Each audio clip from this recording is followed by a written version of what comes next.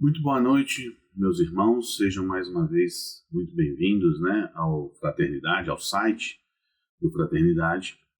Hoje nós aqui nos encontramos mais uma vez para conversarmos sobre uma passagem do livro Caminho, Verdade e Vida.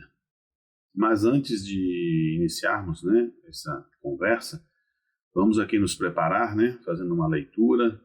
Eu escolhi a lição 16 do livro Pão Nosso e depois uma ligeira prece.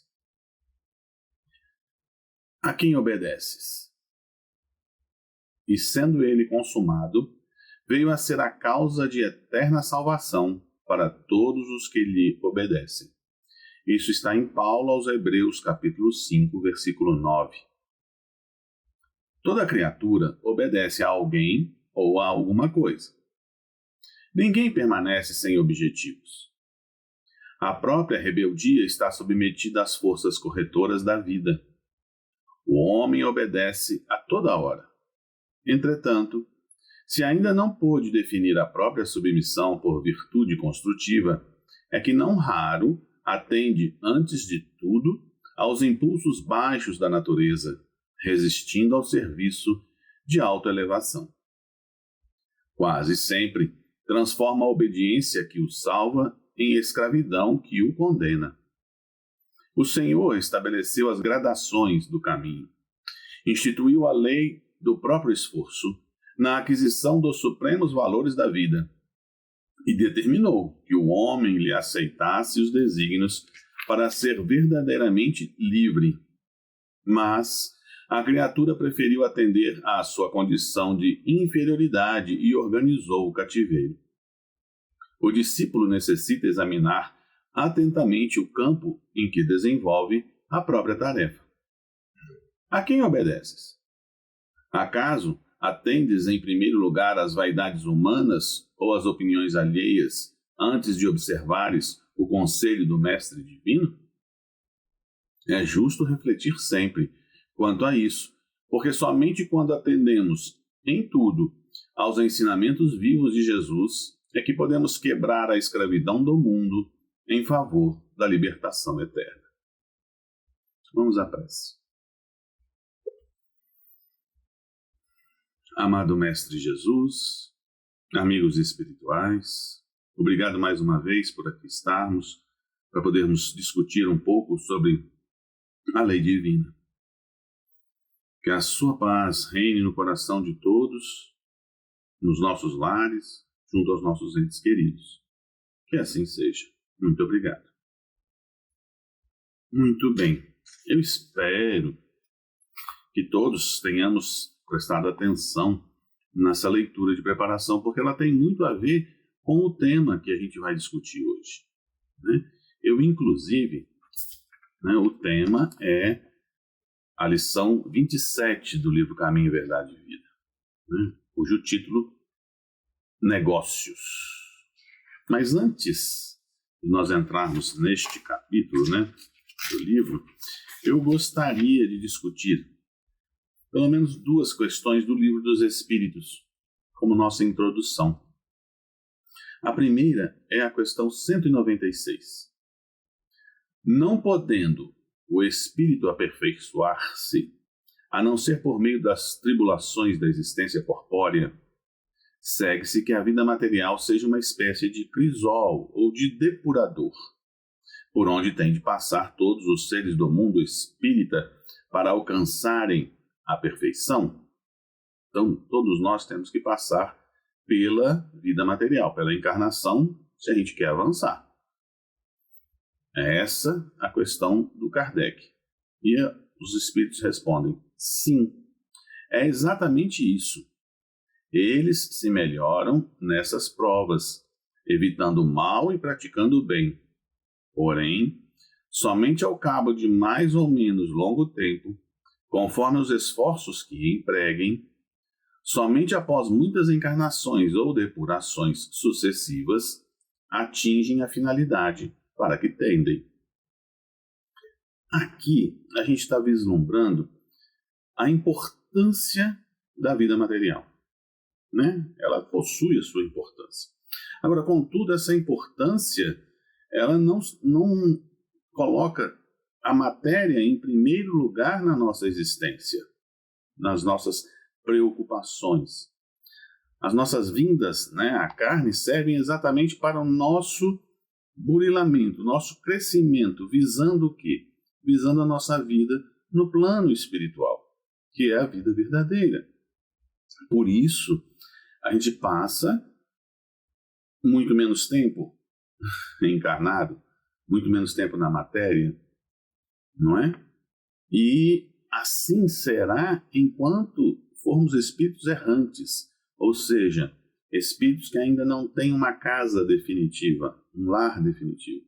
Precisa de encarnar, não só aqui na Terra, mas também depois que a gente crescer um pouquinho mais, encarnar em outros planetas mais desenvolvidos, até os mundos felizes, né? Então, enquanto a gente tiver essa necessidade, somos considerados espíritos errantes, sem parada, né? Então, vivemos na matéria. Entretanto, muitas vezes, a gente dá um papel assim, muito acentuado a tudo isso que a gente vive.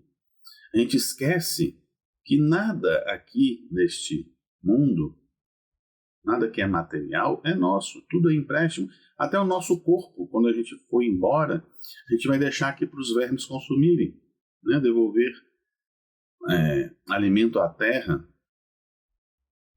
A gente brinca muito, né, que caixão não tem gaveta, e é isso mesmo.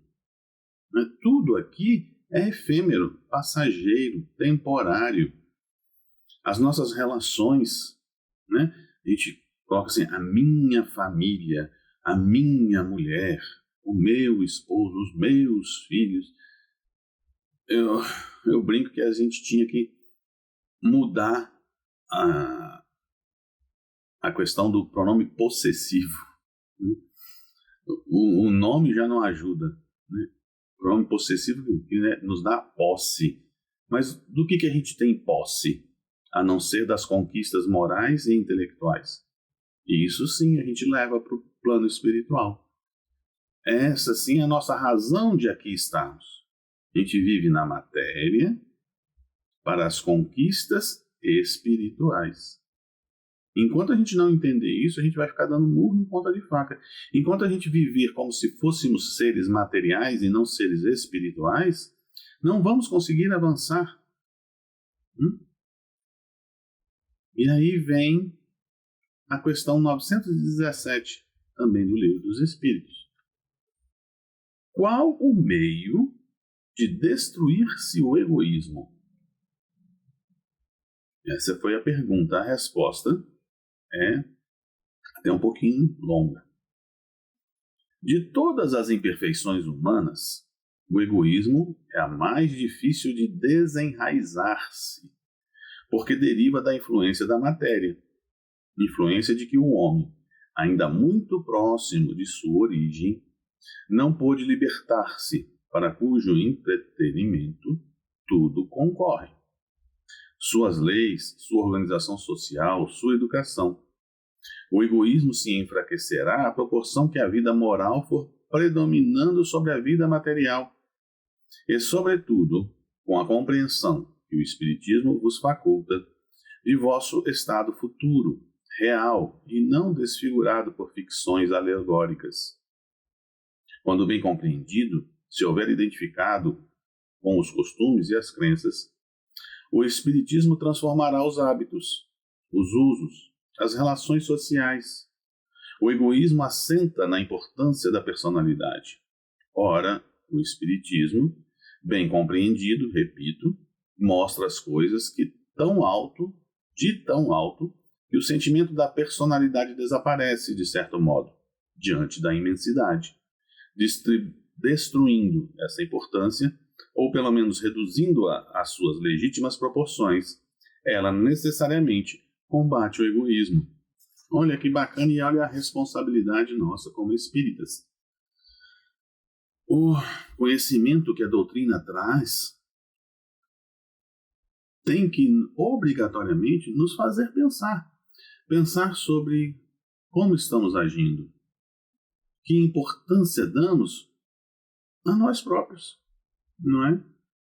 De que somos mais importantes, de que nada vai acontecer sem a nossa interferência, de que os nossos são mais importantes que os outros, que se a farinha é pouca, meu pirão primeiro. Isso tudo não tem mais sentido de estarmos pensando. Mesmo a gente estando mais próximo do início do que do fim, como os Espíritos colocam aqui, né? Nós estamos mais para o primitivismo, né, do que a angelitude. Isso é fato. Mas a gente já tem a capacidade de compreender o que é mais importante, o que é necessário. Por isso, foi permitido que a doutrina espírita viesse, porque nós já temos condições de entender isso. Então agora a gente tem que passar a praticar isso. Porque quando a gente entende que o outro é até mais importante do que nós, como está lá no Evangelho, né? Quando a gente se diz cristão, seguidores dos ensinamentos do Cristo, e que Cristo viveu para ajudar e ensinar, de que Cristo não tinha, enquanto aqui encarnado, nenhuma pedra para chamar de seu travesseiro. E aí a gente tem que repensar o que nós estamos fazendo de nossas vidas. O quanto nós estamos contribuindo para que esse planeta passe de provas e expiações para um mundo de regeneração. Isso tudo faz parte do combate ao nosso egoísmo, porque enquanto a gente estiver combatendo o nosso egoísmo, isso tudo vai permeando a nossa vida. À medida que a gente vai se transformando, a gente tem condições de transformar o meio, ser exemplos, sermos exemplos, né? Enfim, é seguir, se a gente se diz seguidores do Cristo, é seguir aquilo que ele fez. E ele nos ensinou a combater esse egoísmo. Mesmo que esse egoísmo, como fala lá no livro Evolução em Dois Mundos, o André Luiz coloca que o amor verdadeiro está incrustado como um diamante na mina, né? Dentro do egoísmo. Porque no egoísmo foram as primeiras manifestações. Lá, quando a gente se tornou os homens da caverna, né? Os primeiros seres, as nossas primeiras encarnações, né? Como individualidade, né? Entendendo a prole, né? A nossa prole, a nossa necessidade de alimento, isso tudo foram os primeiros requisitos de amor incrustados lá no egoísmo. Só que a gente tem que se libertar do egoísmo, a gente tem que ir desbastando esse egoísmo para que o diamante que está lá dentro, né, envolto nessa crosta, surja. E isso a doutrina espírita nos dá todas as ferramentas, porque ela nos ensinou. Somos seres imortais. Sobrevivemos a isso que a gente chama morte. A vida verdadeira está no plano espiritual. Nós todos somos irmãos, ninguém é melhor do que o outro. Estamos vivendo em sociedade para aprendermos uns com os outros, para que uns possam ensinar aos outros, aqueles que estão mais à frente possam dar a mão àqueles que estão mais abaixo. Isso tudo a doutrina espírita nos esclarece. As razões do porquê que a gente sofre, porquê das dificuldades, porquê estamos encarnados nesta ou naquela família, neste ou naquele país, nesta ou naquela situação. Isso tudo a doutrina espírita esclarece. Então, nós temos melhores instrumentos para desenvolver a nossa vida, para seguir adiante, para combater os nossos maus hábitos, os nossos vícios. E uma vez combatido, uma vez lutando contra esse egoísmo, vamos tornar tudo à nossa volta melhor. Né? Os próprios espíritos falam, né? Mas numa das perguntas que Kardec coloca para eles, de que o orgulho e o egoísmo são os males que residem na humanidade. Tudo deriva deles. Então, vamos começar esse combate. E aí, nessa questão de realizarmos esse combate, é que vem o tema específico da nossa conversa. Né? O título vem de uma passagem de Lucas, no seu capítulo 2, versículo 49. E ele lhes disse: Por que me procuráveis? Não sabeis que me convém tratar dos negócios de meu Pai? Esse capítulo, ele narra sucintamente o recenseamento e o nascimento de Jesus, até o seu versículo 20. Depois fala de quando Jesus é levado ao templo de Jerusalém pela primeira vez, e Simeão e Ana, filha de Faruel, profetizam, né, sobre Jesus. E depois, na parte final do capítulo, quando Jesus tinha 12 anos e volta a Jerusalém, né, na ocasião da Páscoa, e lá permaneceu por 3 dias conversando com os doutores, né, do templo, quando seus pais conseguem encontrá-lo, né, novamente, e querendo saber o que aconteceu, por que ele não voltou para casa. E aí ele questiona os seus pais desta forma, né? Não sabeis que me convém tratar dos negócios de meu pai? Que são os negócios de meu pai? Né? Questionados por Jesus. A questão 196 já nos deu uma dica, né? Não são as coisas materiais, com toda certeza. Né? Deus nos criou simples e ignorantes, né? Com a aptidão e a possibilidade de alcançar a evolução máxima. Nós todos vamos ser igual a Jesus. E Jesus veio até nós, né, para nos instruir e mostrar que toda a lei, tudo aquilo que Deus colocou para a nossa existência está correto e é possível de executar. É possível viver sob a lei maior. Ressaltando, né, que nunca estivemos desamparados. Estamos sempre sendo auxiliados. Não importa como reagimos, a forma que pensamos, estamos sempre sendo supervisionados. E esse auxílio vai chegar mais rápido ou com uma maior intensidade ou mais perceptível à medida da nossa aceitação, da nossa compreensão, do nosso empenho, da nossa modificação.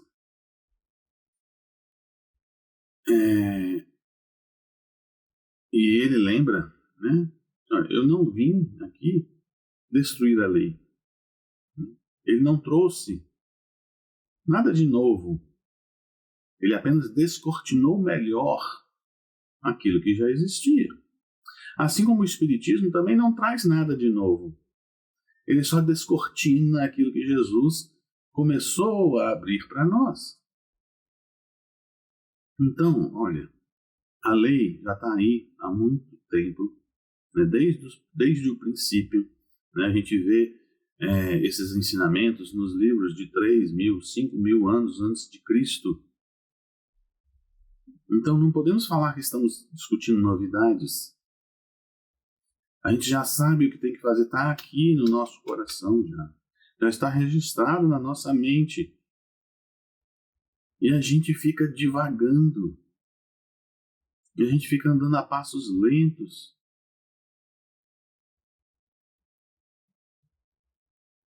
Logo no primeiro,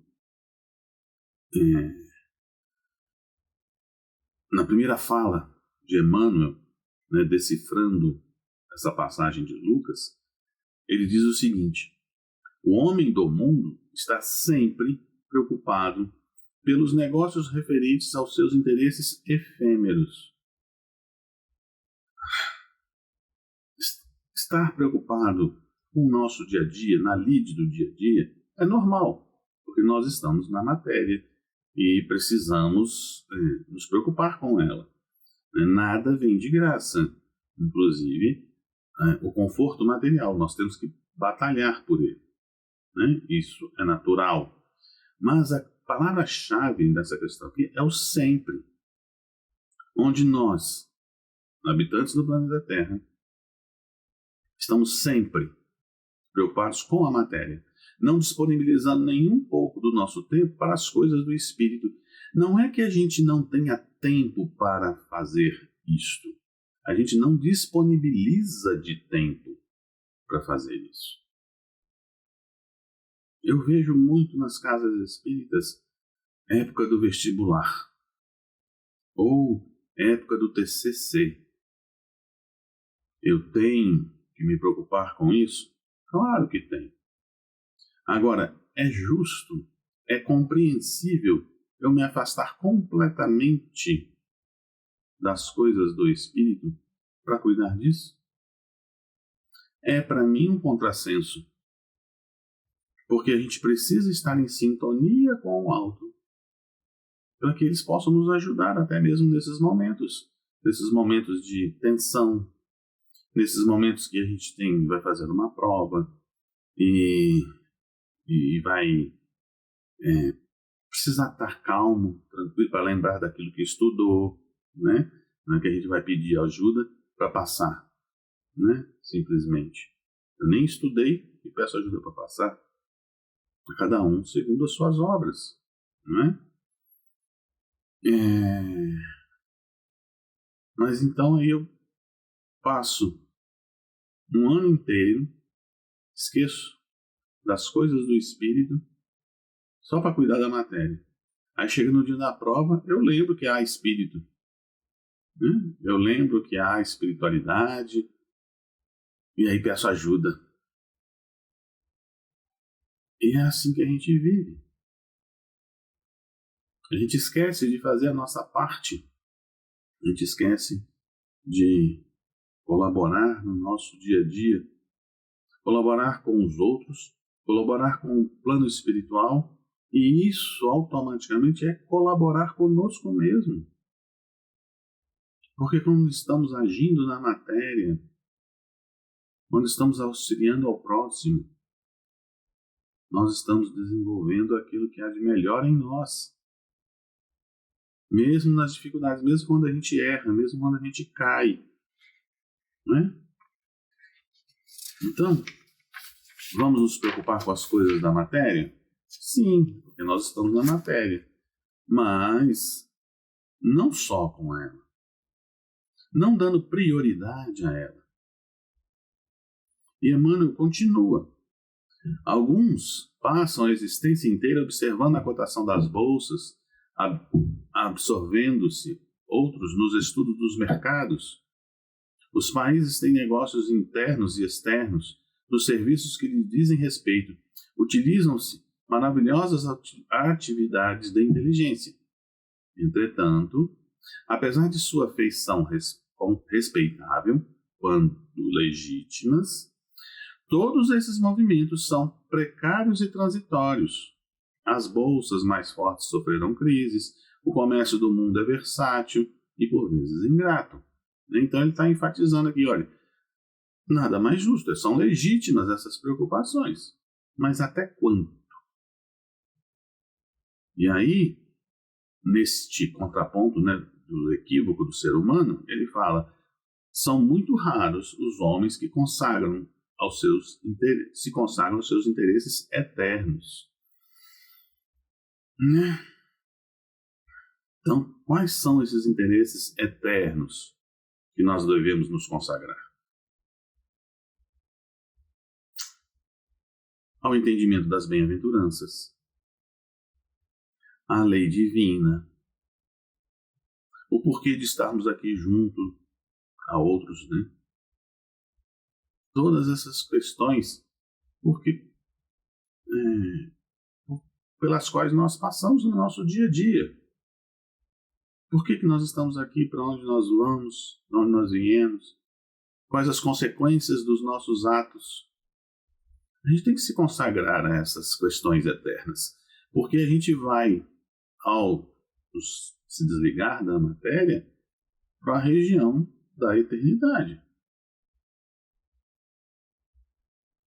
Jesus nos alertou que não podemos servir a Deus e a Mamon. A gente sabe que ninguém consegue ter dois senhores e ficar tudo bem, né? Vamos ver na nossa casa, né, onde tem o pai e a mãe. Eles têm que entrar em acordo, porque se cada um ficar dando uma ordem diferente, a casa vira um caos, os filhos não sabem para onde seguir. Não é assim? Então imaginemos a nossa vida, a gente querendo servir a Mamon e a Deus. Mamon representa tudo aquilo que é contra Deus. Representa a materialidade. Então, como servir a matéria e a Deus? Como servir a tudo que vai contra a lei divina e segui-lo? Não há condições. Ou você serve a um, ou você serve a outro. E aí entra a lição de preparação. A quem obedeces? Temos que refletir sobre isso novamente. Quem é nosso Senhor? Quem nos influencia? Fazemos as coisas que fazemos para agradar a matéria, Mamon, ou a Deus? E aí a gente lembra de novo Jesus, quando ele alerta: meu reino não é deste mundo. Nada mais claro do que isso. O reino de Jesus não é a matéria. Não é que ele não quis dizer que não fosse a terra, mas a matéria. Ele só falou das coisas do plano espiritual, porque ele só falou da forma de agir, principalmente em relação ao outro. O Evangelho inteirinho nos ensina como lidar com o outro, como atender ao outro, como ajudar ao outro. Enfim. Aí a gente vai lá na questão 922, também do Livro dos Espíritos. A felicidade terrestre é relativa à posição de cada um. É uma afirmação de Kardec. O que basta para a felicidade de um constitui a desgraça de outro. Haverá, contudo, alguma soma de felicidade comum a todos os homens? Será que a gente consegue ser feliz? Mas os Espíritos foram muito esclarecedores. Com relação à vida material, é a posse do necessário. Com relação à vida moral, a consciência tranquila e a fé no futuro. Então aqui estão as diretrizes para sermos felizes e para cuidarmos dos negócios certos relacionados ao nosso Pai. Que Jesus nos ilumine, nos ampare, nos abençoe e nos guie, hoje e sempre. Que assim seja, e até uma próxima, se Deus quiser. Um abraço.